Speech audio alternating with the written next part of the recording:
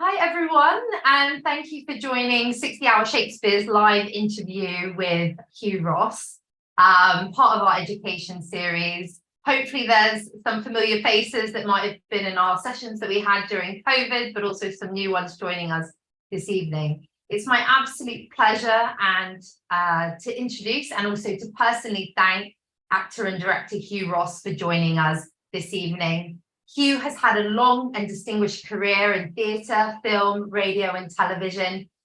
It's been extremely varied, spanning TV, including Outlander, Poirot, Ab Fab, Midsummer Murders and Sharp Sword. His films have included The Patriot Games, Charlotte Gray and The Iron Lady.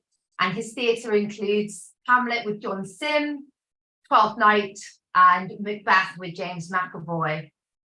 On top of that, his production company, The Other Cheek, in association with Cahoots Theatre Company, recently presented a revival of J.B. Priestley's The Roundabout, which Hugh directed at Park Theatre in London. He recently also redirected the West End production of The Mousetrap at St Martin's Theatre. It's my pleasure to welcome him this evening. Just for some general housekeeping, our chat will last around 40 minutes and then we'll open the floor to questions. So if you've got any burning questions or things to ask Hugh, please pop it in the message in the side of the chat. So hello Hugh, how are you? I'm fine, thank you. Where are you joining us from today? I'm in Brighton with a bit of a sea breeze. Yes, we can see in the blinds in the background. Yes, it is flapping slightly, I'm sorry. Yeah. So starting out, I mean, just from the introduction, you've had such a varied career. How did you get into acting and directing? Well, I was very lucky because the school I went to, which was in Glasgow, had, it was called Glasgow Academy, and it had something called the Globe Players. And the Globe Players did a Shakespeare play every year. And I'd done bits and pieces. The first thing that happened actually was they were kind of drama orientated because there was a teacher there who did puppets, and we made puppets and did puppet theatre and stuff. And in my, when I was about 8 or 9. Anyhow, then I graduated into the Globe Players, and it was a boys' school, and I was extremely fortunate in retrospect because I started out playing Alice in Henry V. Then I played Gertrude in Hamlet, Portia in The Merchant of Venice, and then suddenly my voice broke and I played Malvolio, Macbeth, and Richard III, all before I was 18, which is actually extraordinary. Completely. And extremely, I mean, how blessed was I to have done all that? Didn't realize at the time. But so then I went to university in St Andrews, and then I played Hamlet. So I was kind of immersed in Shakespeare at a very tender age. Yes. And do you remember having like a teacher or anyone that really inspired you when you were a young age, or was it just? I had a marvelous teacher director at school called Peter Gannon, who actually not very long ago died, who I kept in touch with. In fact, and his daughters and I are still in touch. He was brilliant and great. And he was it was quite a conservative school. And he was a bit of a renegade, really. He was a bit of a maverick. And he was married to a singer in a jazz band. And it was a kind of little refuge in Glasgow to go around there at night and have a drink and chat about show business. So that was that. He was a big influence for me. Absolutely. And from there, obviously, and your studies, how did you get more into the professional world of acting? Well, I wanted to go to drama school from school, and it was that. And then subsequently, so many people have the same story. No, you're bright. You need to get something behind you. You have to go to university, blah, blah, blah. Because I got like the hires, they call them in Scotland. And so I went to St Andrews, and of course then started acting at St Andrews, doing lots of acting there, and that's where I played Hamlet. And in my second year, the professor of French there knew my father, and he wrote to my father and said, well, I wish you'd let this boy do what he wants to do instead of wasting our time. So my father said, well, yeah, that's okay, you can do that, but as long as you get enough passes that if ever you want to go back to university to finish your degree, you can. So I left after 2 years, went back home to Glasgow, And after the first time I tried for RADA, I didn't get in. I mean, in those days, people wanted to get out of Scotland. I don't think people do now, and I don't think I would have done today perhaps as much. Anyway, RADA was kind of like RADA, you know. And so I auditioned for them, and I was turned down flat. Probably because I chose pieces that were completely unsuitable. And then the second time I auditioned, I did get in and went to RADA. And every time Linda was there, I did my diploma. And if I was ever out of work, my father would say, I think it's time you went back and finished a degree, don't you? And I didn't. So that was that. And it obviously sounds like you've had a few setbacks, but generally your family to an extent were relatively supportive. And maybe some of the younger audiences that maybe have their own setbacks currently at the Yes. Is there any advice that you have for them in terms of kind of keeping with it and powering through? Yeah, well, I think that tenacity is very important. And the most important thing of all is not to be bitter, because it's A, very ugly, and B, self-defeating. And you do meet actors who get reach a certain age and a kind of bitterness has overtaken them. And I mean, it's hard to be philosophical all the time, because sometimes it's a ghastly business, really. My advice would be, if you want to be an actor, no, don't. Do something else. Anyway, I'm on the audition panel at RADA now, so can people come and go, and I've seen them, and I think, gosh, and it's so much. I think now it's so oversubscribed. You know, it's because there's no ceiling to the number of people who can be actors. But it's even worse than it was when I started. At least in that, when I started, there was rep to go to, learn their trade. Absolutely. And I guess as someone on the kind of audition panel, is there any advice again that you would give people that maybe are auditioning for Shakespeare or? Yes, try and please don't do Phoebe from As You Like It. By the time you've finished every season and you've seen 55 Phoebes, you think I'm going to shoot myself, but somebody else said that they're going to do Phoebe. No, I mean, no, just it's extraordinary. Some people you think, why are you doing this? And then suddenly somebody comes along, and you think, my God, this person's brilliant. So it's a very, you know, we do them in blocks of 15 people, but and it's all been online, of course, recently. People send in the tape, and sometimes there are 15, and by the end of the 15, I think, oh, this is just awful, and blah blah blah. There are 3,500 applicants for 28 places. So, and there are various panels kind of sifting them out. So yes, but I was saying actually to Gavin earlier on that I'm not sure how much you can be, how can you be taught to be an actor? I'm not sure that you can. I mean, you have to have some talent to begin with, I think, something. You can get better. Practice, but I think it's a bit like carpentry. It's a craft, and if you know, your first chair that you make may be rubbish, but if you do make lots of chairs, by the time you've done lots of chairs, you'll find a way of making the chair work. And you mentioned, obviously, early on you were a part of the Globe Players, and that gave you a lot of exposure to different Shakespeare roles, female Shakespeare roles, male roles as well.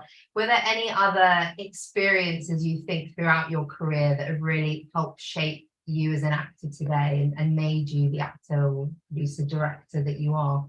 Well, I think the thing was that having done all that stuff at school and the university, I had a facility, kind of whatever it was, but it was all a bit kind of superficial and everything else. And while I'm sometimes skeptical about training, I have to say that my time at RADA, although they were quite ruthless, I was, you know, you hear these stories, I was sort of broken down. I mean, my facility was attacked. And I had a wonderful tutor at RADA called Eve Shapiro, who died last year. And I think I was a much better actor for it, because it was no longer kind of just performing.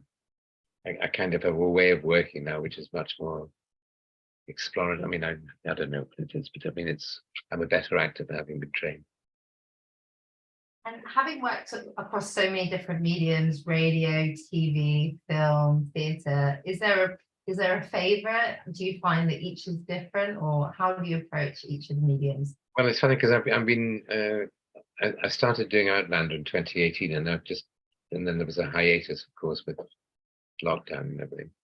And to begin with, I had very little to do in it, and we called it Now House Bystander.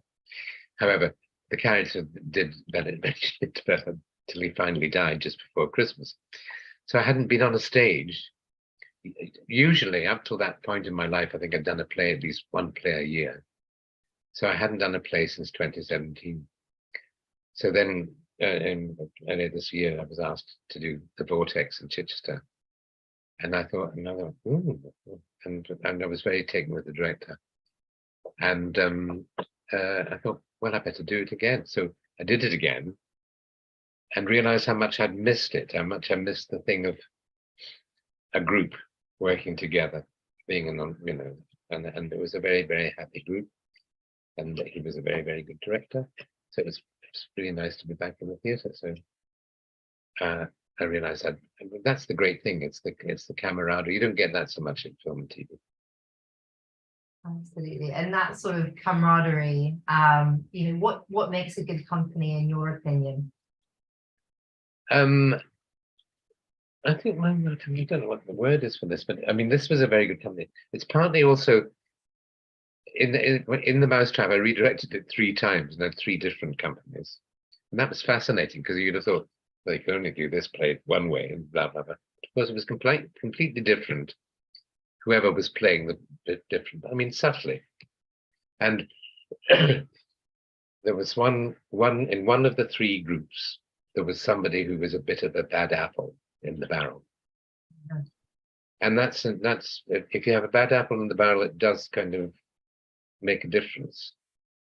In The Vortex, Leah Williams, who's a fantastically wonderful actress, is a great leader of a company, and so from her leadership, I suppose it sounds a bit naff to say this, but I mean the company just melded because we all supported each other completely. It was great. Absolutely. And when you're now directing shows, you're producing shows, etc., was there a natural shift in your career where you said, I want to do more of this, or did it almost come about quite organically? Well, it's funny because I mean, every time I do direct something else happens that I get diverted from directing something else. And I mean, it was tough getting the roundabout together and all of the business. However, there is a play another play that I've been thinking about for a little while that I've sort of discovered. And I'm actually having a meeting on Thursday about possibly trying to get it organized and directing it, but I'm not quite sure. So it'd been like after the roundabout, then Outlander happened. So that was that. So, it's kind of, I'm creating something to fit Mr. McAulbury, Mr. McAulbury says something always turns up. Well, something might, but it takes you in a different direction sometimes. Absolutely. So your advice is kind of go with it and see, I guess, where that road takes you. Try to get experience in as many different areas as you possibly can.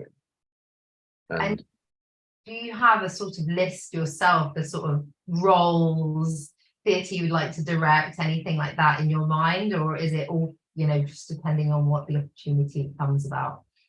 I'm very obsessed with the speaking of Shakespeare, which I think is needing quite a lot of attention. And I mean, Peter Hall was a great pedant about it in a way, but I mean, he did bat on. There is a way of doing it that doesn't make it sound like it's Russian. And Eileen Atkins did at the Globe the most fantastic one-woman show where she did about Ellen Terry, where she played everything, men, women. It was breathtaking, and it all sounded like it was written today, because she was her use of the language. Whereas often I've seen things recently, Shakespeare productions, often on television, actually have a look at them and turn them off after 5 minutes because people are shouting. They're not. Well, there are kind of various tricks about the language, but actually you think, no, just tell the story. Don't do that shouting, acting stuff. Ranting. They're ranting. Be it. And is there a particular, I mean, you've obviously mentioned a few there. I mean, is there a person or another actor that you think has really exceeded as a performer? You mentioned Brian Atkinson and Rowan, no, I don't think I mentioned Rowan. Eileen Atkins. I did Atkinson. I'm sorry.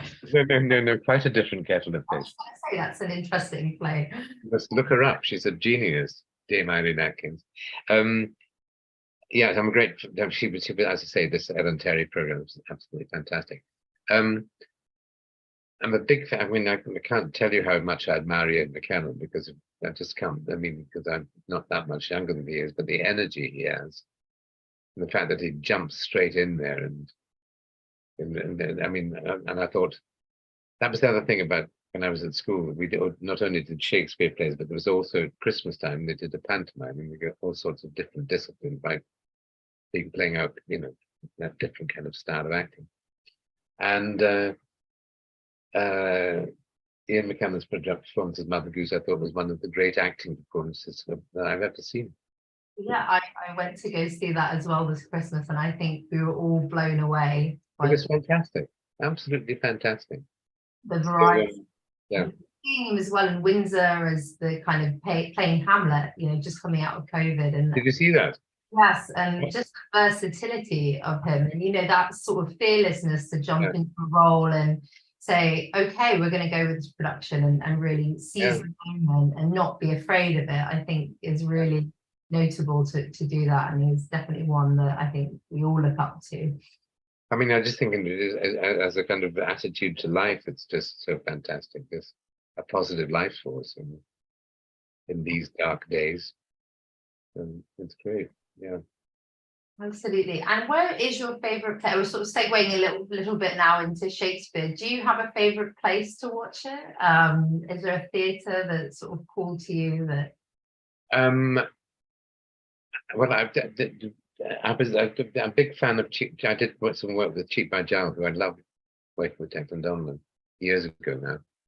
He's kind of gone. He's on the continent maybe and doesn't do very much work here. But I've enjoyed the way he worked very much. I'm very Daniel Evans, who was there to who's taking over the RSC. Very optimistic that he will make some great changes there. Very good. I'm quite curious. One of the things about Cheap by Jowl was that when I first saw them, they were very sort of miniature. One of the best productions of Shakespeare I've ever seen was Ian McKellen and Judi Dench's Scottish play, which you can still get on DVD, I think, which is fantastic. And that's interesting from the point of view of what we were talking about making it sound like it's new minted, like the language. When you watch that, they are both completely new minted, the way they use the language. But there's some other actors in it who are kind of dated, because they're acting in a completely different style, and that's quite revealing of them. So I saw a very interesting production of Measure for Measure done by 5 actors. I think that's quite an interesting concept, trying to do a pocket Shakespeare with 5 actors just playing the play. Audiences love that. Audiences love seeing actors playing different parts. They love. That's one of the things they loved about repertoire, which they don't get anymore.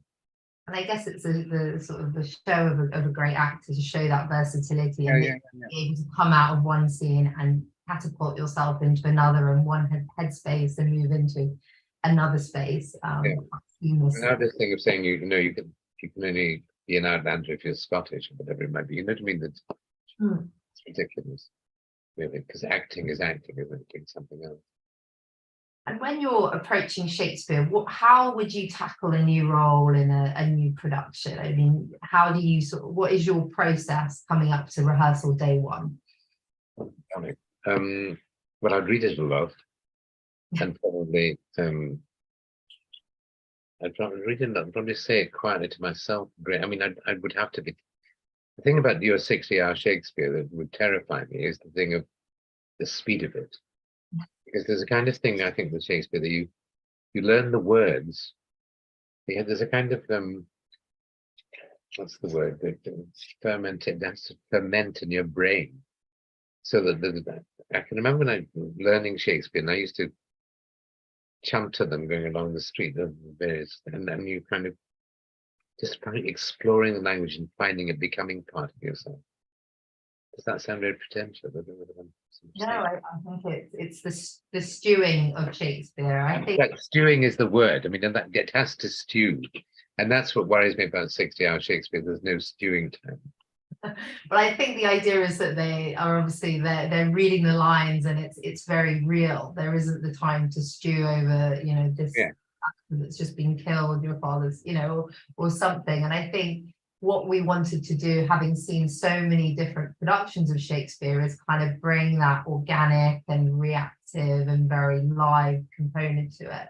And Yeah. arguably, yes, you will lose the stew time, the boil time, but I think every actor coming into the play has got their lines. They've almost rehearsed their own individual part, and then it's all, you know, it's all go. All bets are off when you're actually then in the rehearsal process, and you don't know that, you know, your co-actor may have rehearsed something in a completely different way. He might come in and slap you in the face, and you don't know. So, but it's been interesting hearing from different actors and producers and directors like yourself, and finding how the process changed, and I guess the level of taking people out of their comfort zone.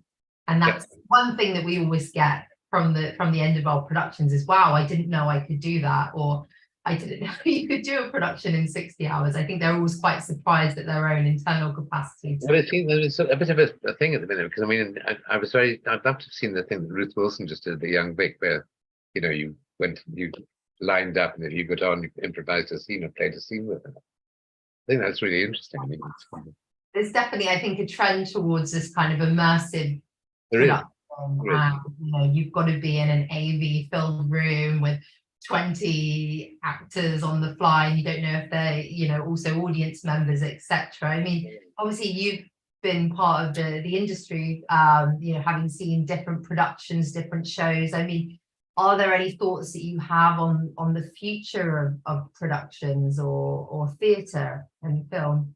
No, not I mean, I think theatre, sometimes I go and see things and I think, I wish this director would go and make a film, actually, because they're so busy getting a soundscape and making it rain or whatever it might be. I want to see the play, you know? But then you'd say that, no, God, he's so old-fashioned, saying, the boring old fart that is taking to me about that. But I mean, I'm, as I said, trying to keep a very open mind about all these things. And yeah, I was telling a story to Gavin earlier on about sorry, this may have slightly got off the tangent, but about going to see The Inheritance, which was, I thought, a very fine play, which I saw the Young Vic, then transferred to the Old Guard. And I knew Stephen Daldry a bit, and he was outside the theatre the second time I saw him. And I said to him, I really, really think this is a marvelous production. He said, thank you, why do you think that? And I said, well, because basically it's an almost empty stage, and the actor with a very, very fine script, and the actors are just being allowed to play the scenes together and being themselves. And it's just doing the play. And he said, Hugh, have you seen my production of Inspector Calls? I said, yes. And he said, that's what a young director does. And you sort of think, well, yeah, when you're a young director, you have to hoist the flag up and make a lot of noise. And so that's sort of quite revealing. I mean, it's like, you know, the empty space, Peter Brook, you come back to nothing but the empty space of the actor. Yeah. And I guess, you know, on that now, I mean, we sort of, are there any roles, we've talked about shows that you might want to direct, etc., but is, particularly within Shakespeare, is there a role that you feel you've just been dying to play but haven't played it yet? No, I don't. I mean, I don't. There was once wonderful, a huge company, a reputable company. My agent rang up and said, "Do you want to play King Lear?" And I said, yeah, "I'd be terrified, but yeah, of course I would like to play King Lear." And it turned out that it was a mistake, and in fact, the director wanted me to play Gloucester, which I'd already played. and and somebody else was thinking. So that was kind of a funny moment in my life. I've been terrified about being a king there, but that's good fun. King Lear and Prosper, I suppose. But then I'm getting on a bit now. But then Ian McKellen makes you think, well, you can probably do it at 90 with determination in that. I don't know. I think the norms of everything is sort of being turned on their head, and it's interesting that it does provide a fresh perspective. You know, gender switching has always been kind of popular, but there's I have a kind of, I mean, I've only understudied once in my life, which was Alan Howard as Richard II at Stratford. And he'd never ever been on. And one day he was off. I had a call at lunchtime, you're on tonight. Fortunately, I was very prepared. I learned it. And I went on, and it went really well. Thanks mainly, I have to say, to his dresser.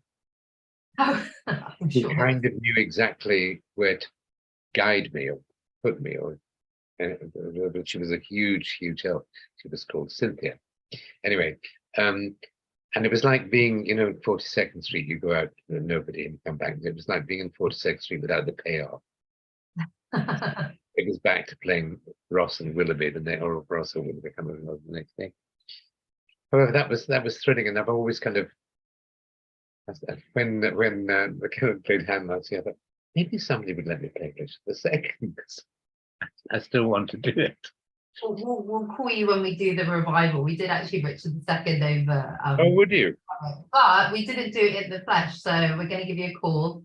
Hopefully, you'll come and play it for us. Oh, I'd love to do that. I mean, I just love Richard II. I think it's marvelous. That's another interesting. Sorry, again, off at a tangent. Interesting thing I find about young actors not being very interested in the past or history. And one day on the audition, found that rather when we were in the room with somebody, this guy came and did Richard II, and I thought, yeah.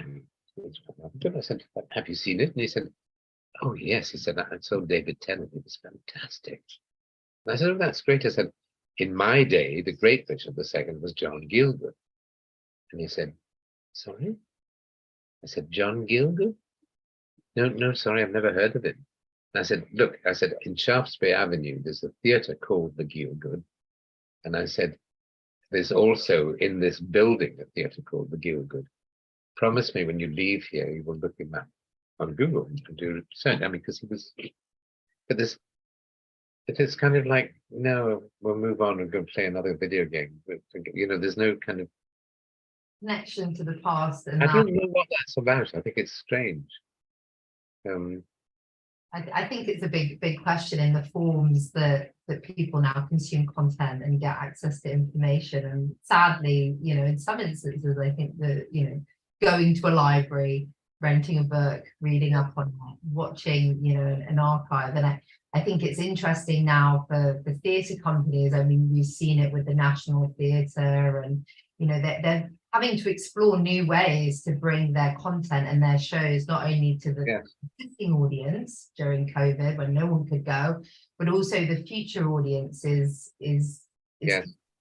entertainment in a completely different way. And it's really sad, because I had a conversation with someone and they were saying, oh, well, 3 hours is a long time for a play, you know, and you think, no, but you have to sit with the characters, you have to live with them. You can't do it in a 10-second TikTok video. But an interesting observation, I guess, but for the younger audience, you know, it's not enough probably just to go into an audition with your monologue or your 3 lines.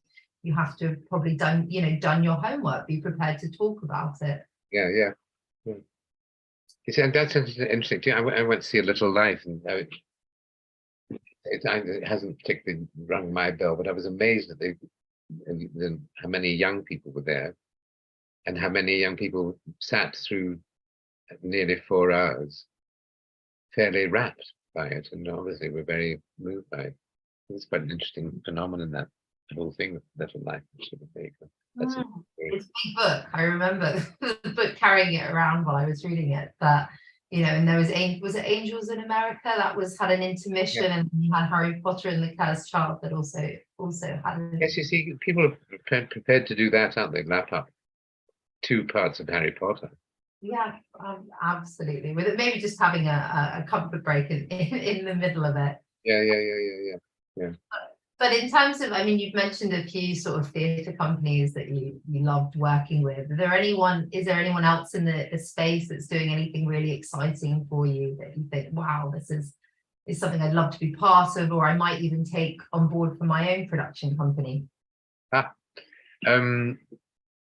No, I don't. I mean, I have to say that I'm rather, going back to a little life. I thought that Eva Van Hove does extraordinary things, and not always. I haven't thought they were all fantastic, but I did think like View from the Bridge very much, and also I thought Network was good.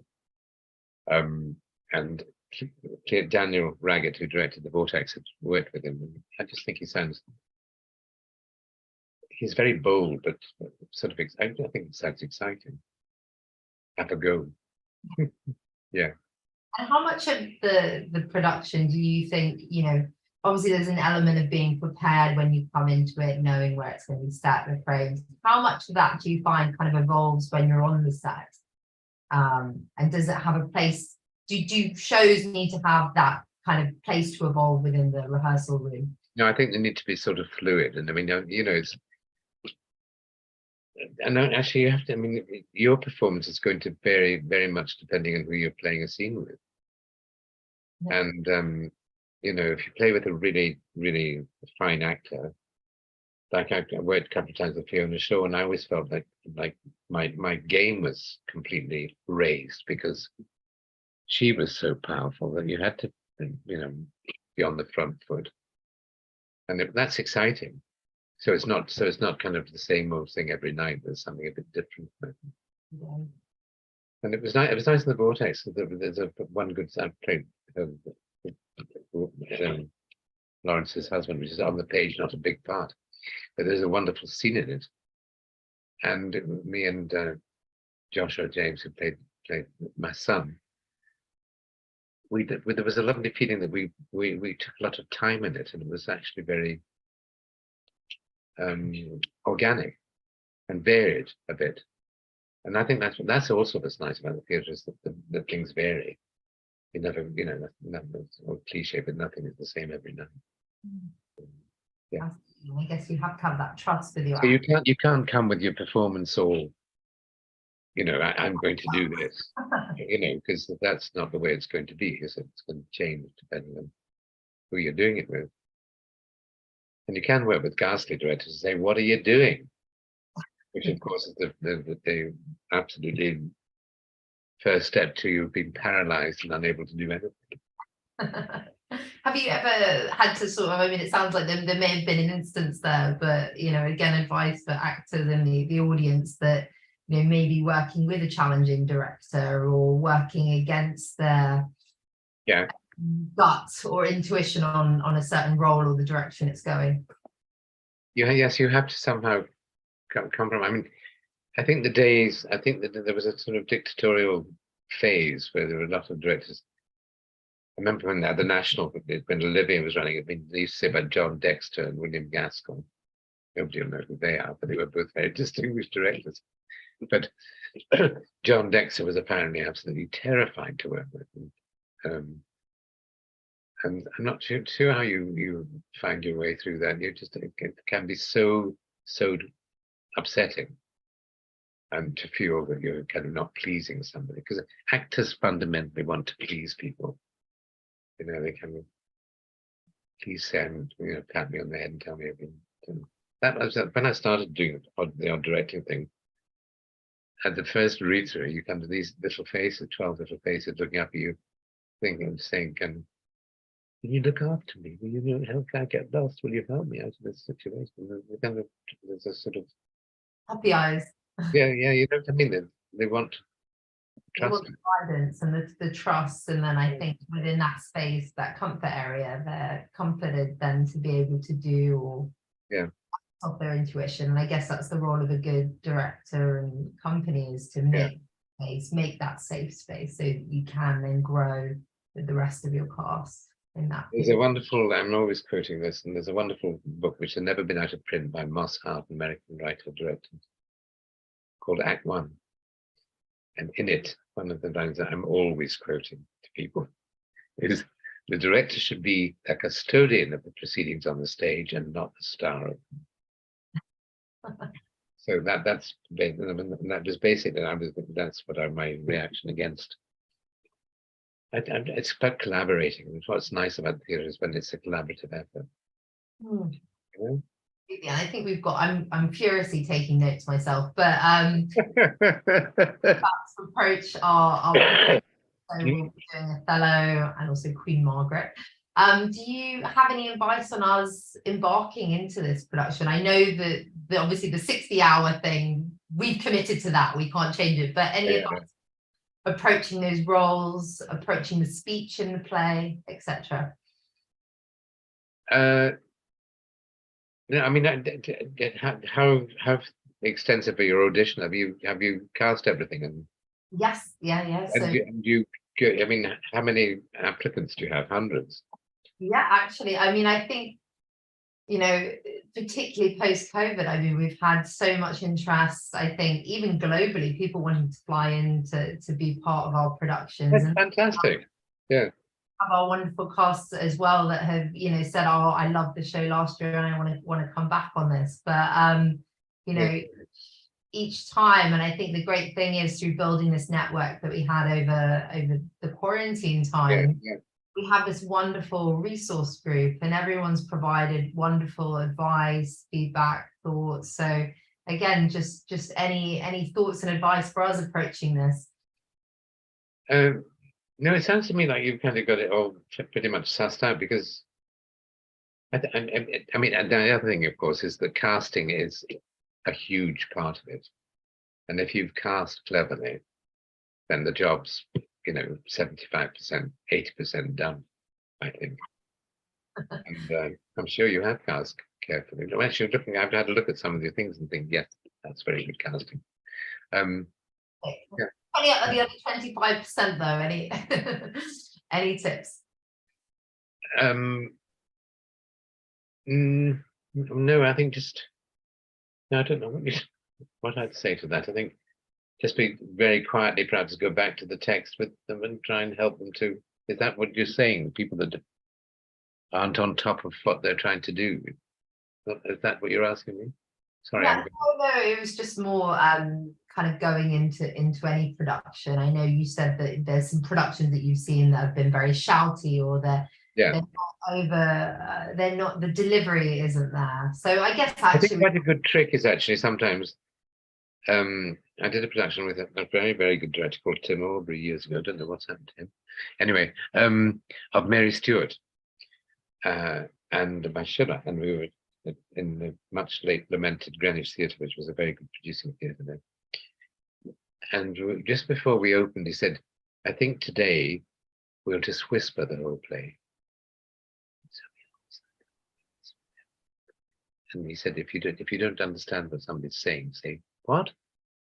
It's a great trick, actually, because you know, people were saying things without automatically.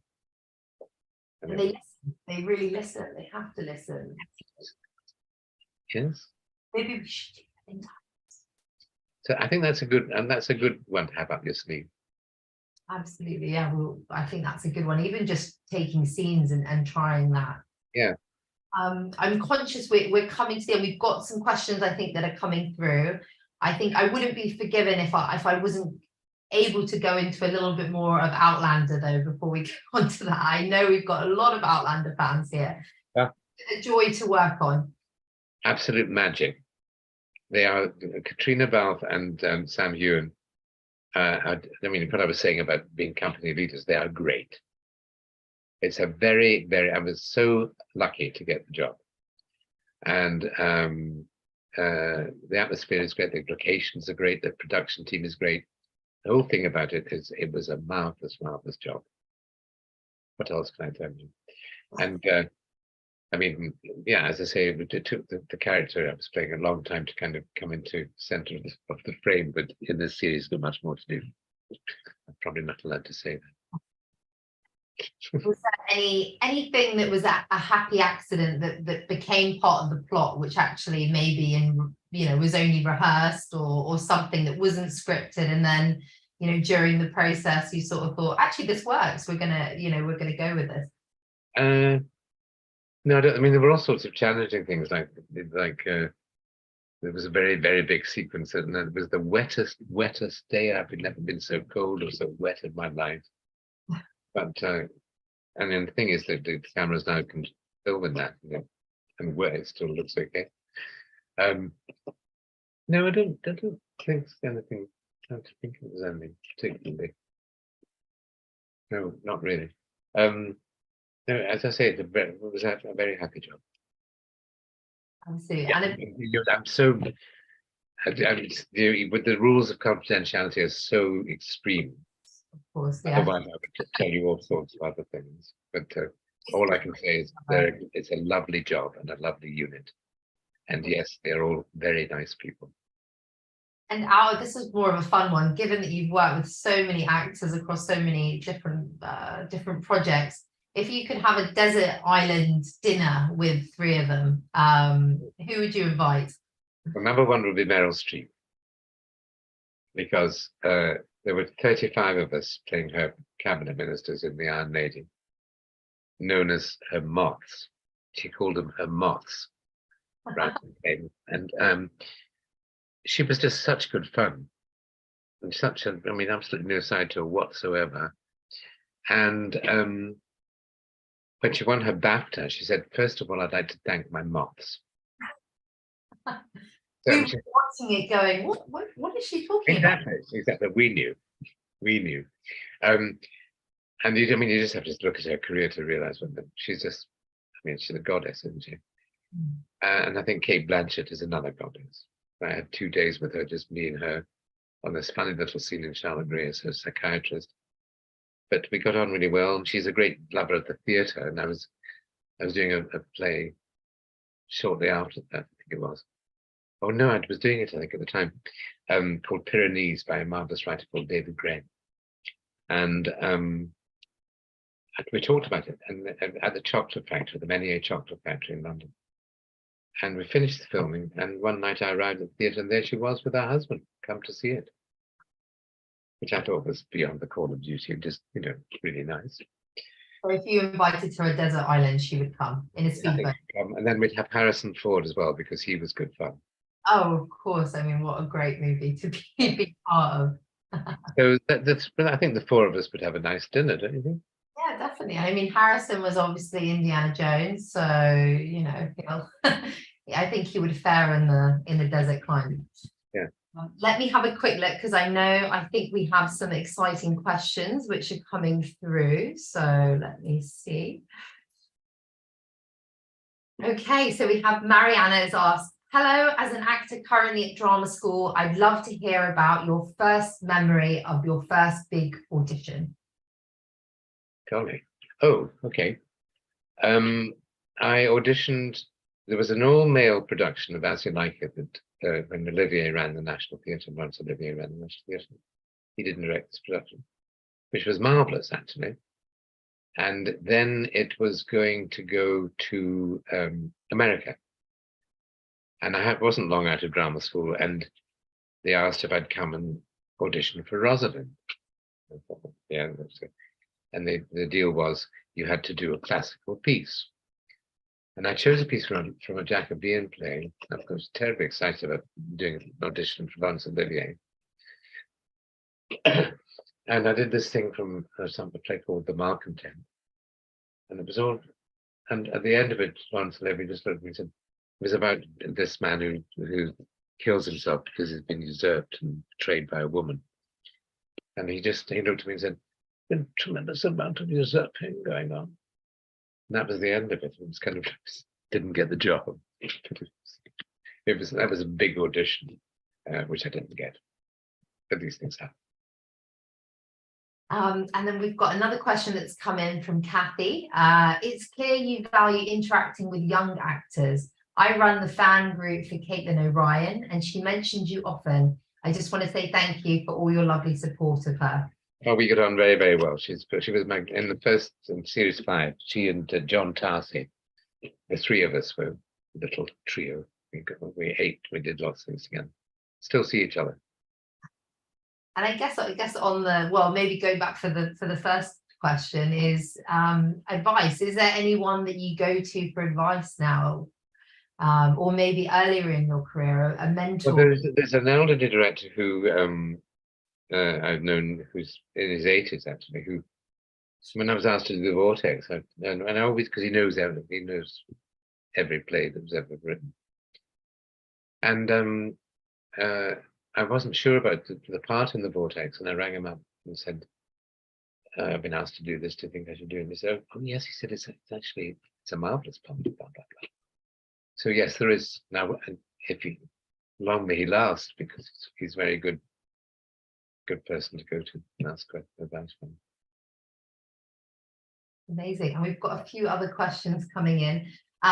Hugh, you mentioned that there might be a particular way of speaking Shakespeare's speeches. Could you please elaborate on that? Fundamentally, oh God, this is would be a lecture. But basically, the line ending, all the world's a stage, and all the men and women merely players. The last word in the line is usually the one that holds the sense. And if you speak the line to the last word of the line, you'll probably not go too far wrong. Does that help? That's my little tiny secret thing. I mean, it's straightforward. I hope everyone was taking notes of that. I think they were. If you just don't say that. All the world's a stage, and all the men and women are players. So the sense is clear, isn't it? And lots of people use too many words, and do it. I mean, 2 hours traffic at the stage. They spoke much more quickly. Yeah. Okay, well, I'll try and read this one a bit quicker. Having spoken about past performances such as Gilgood's, which is your favourite Shakespeare performance of all time? Oh golly! Oh my goodness me!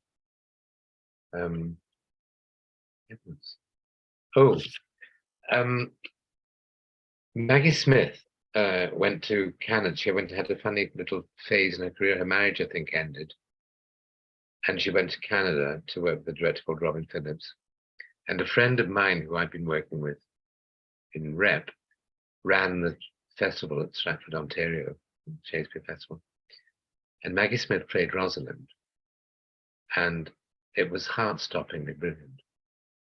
And not at all, you know, like you imagine Maggie Smith being all kind of camp and everything. It was so tender sometimes and so funny. I think it was one of the great performances best performances I've seen. I've got another one here. Hello, Hugh. As a director, I would like to know the biggest lesson you have ever learned from directing. I think what I said earlier, that everybody works in a different way. So there's no theory. You can't say everybody has a different way of getting to their performance, and you have to somehow intuit what way they want to go. And if you impose something else on them, you may well map them up. If you see what I mean. And if you could have an audience with Shakespeare for 10 minutes, is there any burning question you would ask him? I think just ask him if I could be in his company and play a few, you know, just doing the work. I'd like to do a season with Shakespeare in his globe. Absolutely. And we've got another one. Let's see. Hi, Hugh. What have you learned as an actor that you have brought to your directing?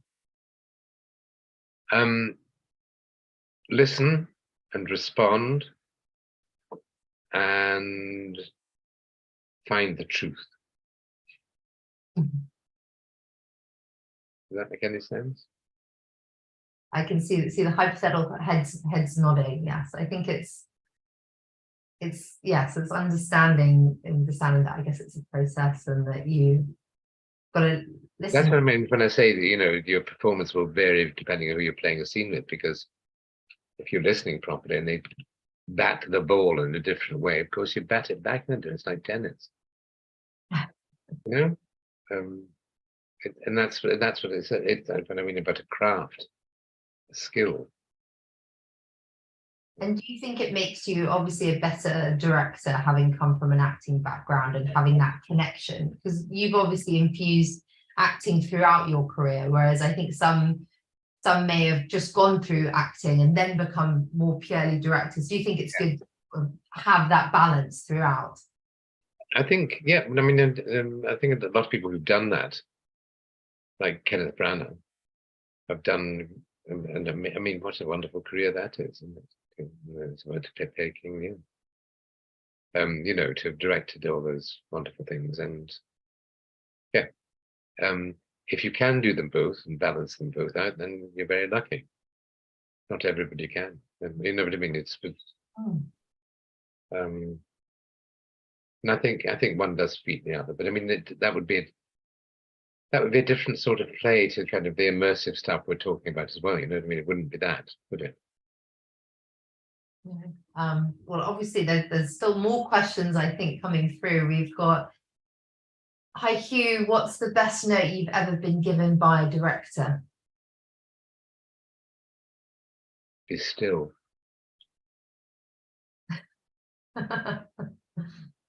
Stillness is so powerful. Yeah. And out of the shows and everything that you've been on, has there been anything quite dramatic or unexpected, perhaps a funny story or anecdotal story from your experience, maybe more in the film and television side? Oh golly. Then I'm sure there must be lots of. I don't think I can't immediately think of something. It was something we did. We got under NDA, so you can't share. But NDA, yes, quite. No, I mean, I did do a series called a very famous book called The Mists of Avalon, which Americans love, and Arthurian legend and all that stuff. And it was also not very, very. I do have a lot of fun from time to time. It was in Prague for 3 months, and it wasn't particularly funny at the time, but somebody just sent me a clip from it. And when I saw what I had in my head, I thought, no wonder this was a terrible disaster. That looked so absolutely ridiculous. And in fact, my partner called it the Mists of Mogadon because it was so slow and so turgid. That's not very funny. But anyway, it's like the hat suddenly came back to me. How embarrassing it was.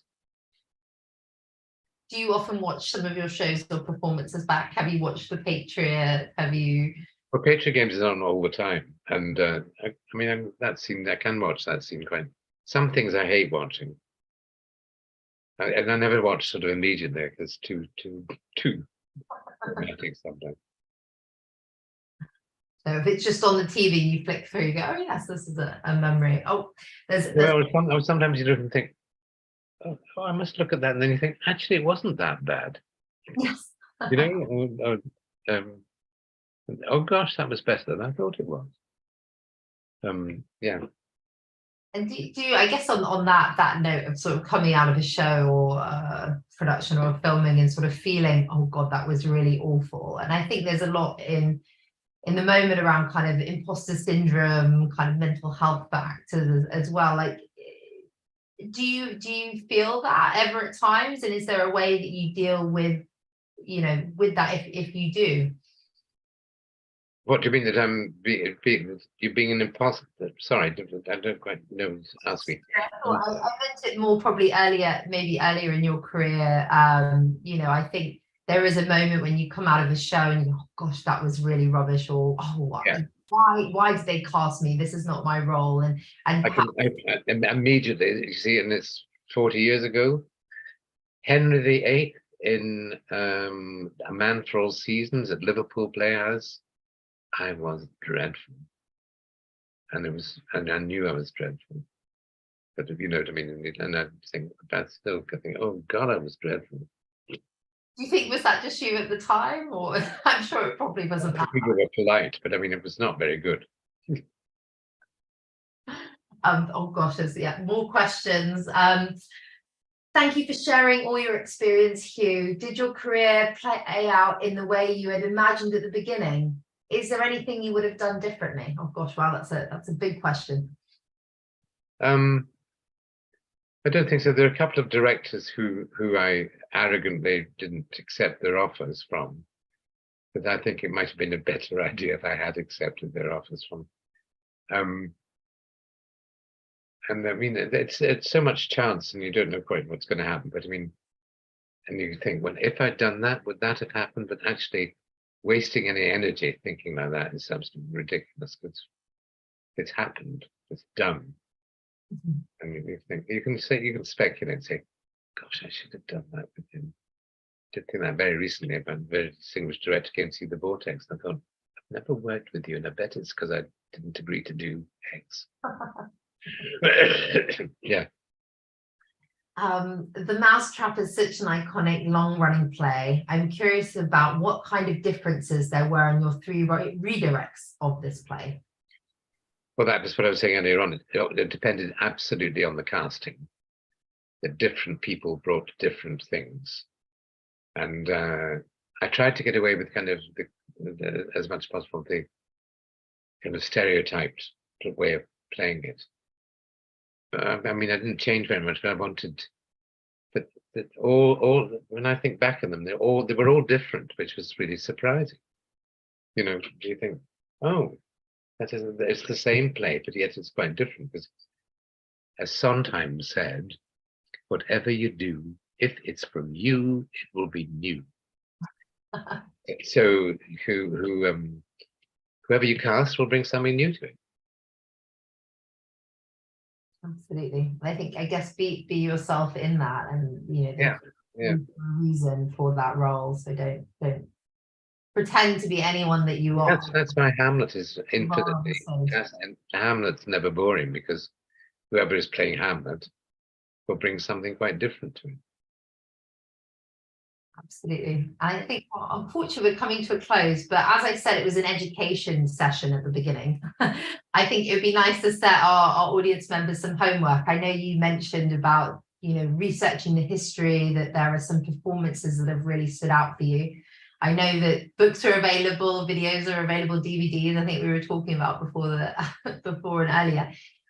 You know, are there any performances, books, things that you say you absolutely must read, listen to, watch, etc., that we can assign our audience? I think somebody once showed me an RSC DVD of various people playing Hamlet. And David Warner, who died last year, was a wonderful actor. His was dead modern. And, you know, it was 50 years ago, 60 years ago. And some of the other, there's various other performances, not just Hamlet. But that's a very good, different styles of acting that come, some are, you know, not too big, and some are, you know, but he was like, you know, to be or not to be, that's the question, being real. Yeah. And we'll watch that. Now, I know the audience will be keen to know what you're working on, where they can see you. Is there anything coming up that we should keep our eyes out for? Well, only Outlander Series 7, which starts coming out on Friday, I think it is. On whatever platform. What happened? We've got a new, Lionsgate it's called now. I think you can also watch it on Amazon. Fantastic. Well, thank you so much, Hugh, for your time. I feel like we've covered so much, and you were so wonderful in sharing, you know, all of your thoughts, expertise, and experiences across your very. Let's come and see one of your shows. Yes. Well, we're going to cast you next year in Richard II. So. Okay, fine. That's fine. Okay, good.